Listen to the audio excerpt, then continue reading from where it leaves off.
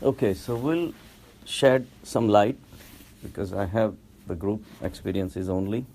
So we had some questions, and I like questions because questions gives me a direction which way I need to go. And that's why I wanted to change the format of the talk instead of just one-sided. I wanted to make it bilateral. So in our group, the question was raised. This morning, I had gone out running, meditation. It was beautiful. The birds were singing, the flowers were blooming, the nice fragrance, the cold breeze, the rising sun. It was just perfect setup for meditation.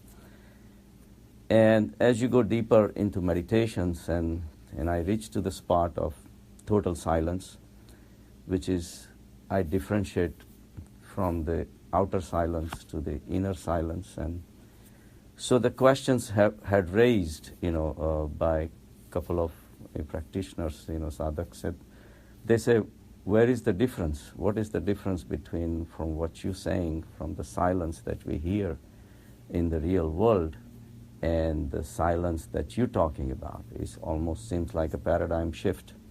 And it is. It is a total paradigm shift. When I meditate, I look at myself as a tree, and all my words, all my outside actions are the leaves and the flowers. How I deal with everybody, that's my flowers. That's my ways of communicating with others. Whether it's a bad fragrance, good fragrance, it really doesn't matter. All the limbs of the trees are my thoughts, my ideas, my beliefs, through which ultimately the leaves in the form of actions are going to come out. But as I go deeper and deeper, I go into my bhav, my feelings for the whole world. Whether I like the world or not, I care for the world or not, I like my spouse or not, I like my friends or not. Very, very deep level where I really feel comfortable. Is it the nature or the mountains or the rivers or in the concerts or musical programs? These are like very my basic inner vrittis and vasanas. So it turns almost like a stem, the stem of a tree. But as I go deeper and then deeper and then deeper, and ultimately the I, which is defined by my stem and the branches and the leaves and the flowers, and then there is another tree growing next to me, and then there is another plant next to me in the neighborhood, and all those things becomes a jungle of the sansar. But as I go deeper further, and my roots start surfacing, so where are all these vrittis and vasanas are getting the energy from? And then I reach to the point that from the sansaric point of view, I, meaning the tree, and you, meaning the other tree, all those things start dissolving. And I and you really stop really growing any further, but I'm going backwards into my roots. And roots is where I and you disappears. And I am left with a total pitch darkness. And that's where it becomes infinite. And it's something that has no form, no shape, no size, no color, and yet it is full of awareness. It is aware enough to see the I and see the you. All my identifications are hiding within my thoughts, my beliefs, my ideas, and all these things I start to walk away. And I use my keen awareness so that I realize that what I have been observing so far, there are three components to any kind of observation. There is observer, the observed, and the connection between the two is the awareness.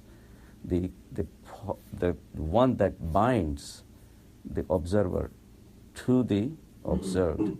So I and you becomes the observed. But then there is some unknown entity which is like goes way back forever. It's infinite, and it is looking at this I and you that I just left. And all the noise of I-ness, me-ness, my-ness, mine-ness, everything disappears. You also disappears. I also disappears. And yet I exist. In that existence where the inner silence is hidden. So this requires paradigm shift. The biggest shift that has to happen is where you drop your identification with your body and you drop your identification with your mind. Body is easy, but the mind is tough because you have lived with it for many lives. So identification with your thoughts and ideas also have to be dropped. And those ideas include that you are a male, you are a female, you are this name and that name and all that.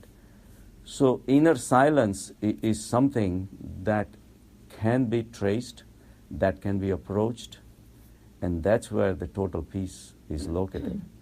And reaching there, it requires regular practice, but ultimate, the destination is there. And that's not where the sadhana ends though. So that's basically, like Vijay Bhai saying, is a self-realization. And it is a major shift because it requires a lot of sacrifices. Everything that you know about yourself has to be dropped. Everything that you own has to be dropped at that level. You have to realize that it was never yours. Body that is changing all the time. Mind that is changing all the time. Your ideas that you're carrying right now, whether Trump is good or not, or Hillary was good or not, everything is based on somebody else told you. Everything was borrowed. All your life ideas and beliefs and whatever your education, and somebody had worked hard to make you whatever you are.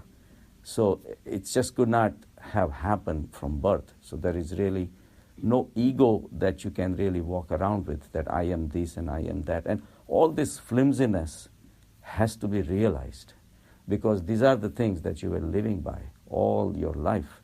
And you used to fight for it, you used to argue about and this and that, and you have spent years and years taking care of the body that has been changing, and yet you don't want it to change. You want to stay at a certain point, so you color this and color that, and high heels and colorful shirts. All those efforts that you have put together the whole life, literally.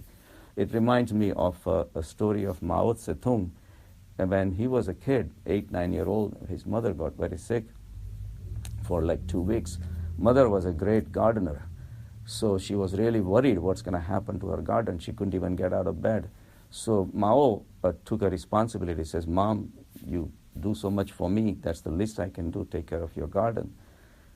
So he went out and he took care of the garden. Every day Mom asked, how is the garden doing? He says, it's beautiful, don't worry about it, this and that, I'll do everything. But towards the end of 2 weeks, when the mom got really better and came out of the house, and she saw the garden was totally in shambles, was totally to the point of destruction. He says, what happened? Didn't you do everything that I told you to do, to water them every day? He says, yeah, I watered them, every single leaf, every single flower. I watered them, there was no problem. Mom says, you should have watered the roots, not the flowers, and not the... If you took care of the roots, your flowers and leaves would have been fine. So that's where Mao realized, and he realized the root cause of the sufferings of China. And he did whatever he did, created the communism, based on that he wanted to change the society from within.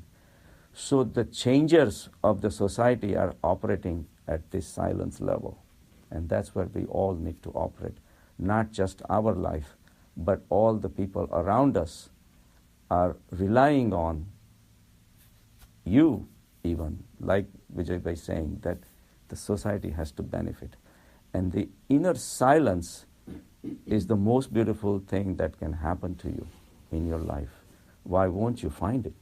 It is hands down the experience that you can never have, no matter how much money you spend on what vacations or concerts or clothes, or how many friends you have, how many people are, recognizing you, and fame, and all those things don't mean nothing. These things can disappear overnight. But the experience of your inner silence can last forever, across the lives. Even the life itself becomes changing the tree, but the roots will always be there. So inner silence is where your transformation takes place. Because inner silence is always there. Words come and go. The silence is needed to generate the words. The words cannot be differentiated if the silence, micro silence, is not in between the words. If I say, I am here, 3 words have to be separated by even a microseconds of silence. Silence was always there before I said, I am here. And silence is always going to be there after I say, I am here. Silence is everlasting, is permanent. Silence doesn't go anywhere. We may not be able to recognize it, but silence is always there. It's always there when the words are being spoken, before and after. So silence is perpetual. It is Shashwat. Shashwat is where you need to connect with, not with the words, but with the silence. Any spiritual discussion you listen to, don't listen to the words. Follow the silence in between. That's where the strength of the speech is coming from. So the silence is where ultimate fate of the humanity lives in, because that's where all the good deeds are going to be coming out from. Because once you experience your inner silence, you have experienced the infinity. Infinity is something you can never experience in your day-to-day life, because everything is finite. Your spouse is finite. And gross. Finite and gross. And everything has a shape, everything has a size, everything has 4 stages to go through: birth, growth, decay, and death. So if you're going to find a pleasure from the sansar, will be also finite. The pleasure gotten from the sansar also will go through the same stages: birth, growth, decay, and death. So running after sansar has not done anything for you. This is your opportunity to go within and find the infinite. And infinite is where once you reach infinite, you don't have to go anywhere. Because infinite cannot change. Because it's infinite. It doesn't have a form. It doesn't have a shape. It doesn't have a size. Now you have some new paradigm shift that has happened in your inner psyche, that from considering that your infinite status, and once you give up your identification with the body and the mind, you connect with your infinite status. Now you are infinite.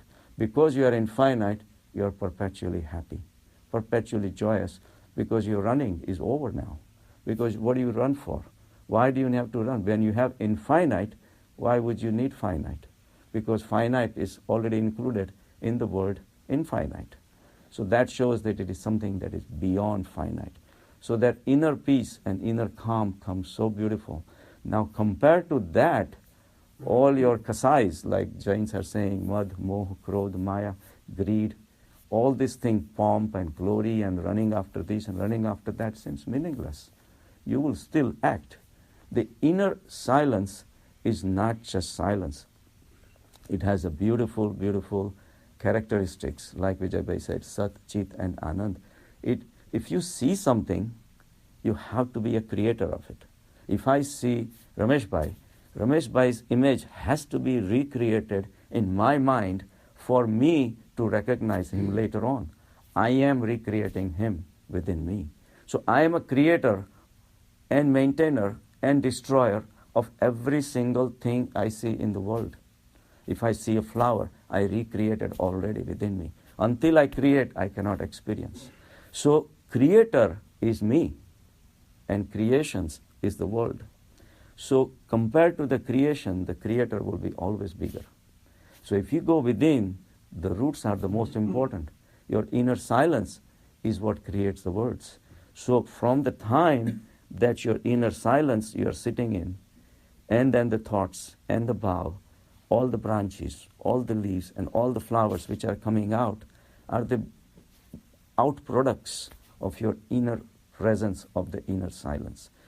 So inner silence creates everything. So that's your Sat.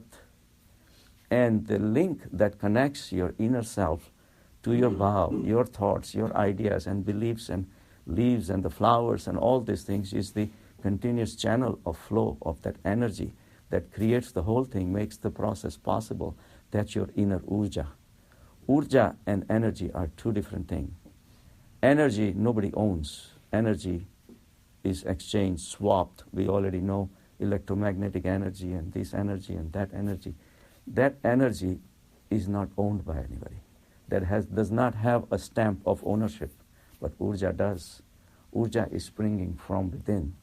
You are part of it. You are the Urja. You cannot be the energy, but you can be Urja. Urja is an udbhav. It just has to spring from within, just like the nourishment comes from the soil into the trees and the tree grows. Even if tree wants it, it cannot stop. That's the flow from inside to the outside. So once you coincide with your inner silence, then the fun begins. Then your actions speak, has the flavor of your inner silence. Then you only give, you don't want to receive, because you're already complete. So all this is a process. Your inner realization is, I think, the most important thing. After that, what happens will not be even decided by you. You cannot program it. You cannot plan it. You cannot say that I'm going to do after I reach realization, because then you don't exist by the time you reached your inner silence. You don't exist. And then only He exists. The universal consciousness exists. And you become the flute, and He becomes the flute player. Your life becomes giving. You focus more on the world's good being and well-being and well-meaning spreading of your message that comes from within. So that is the ultimate journey that everybody has to take sooner or later. So better be sooner through our classes. All right? Okay.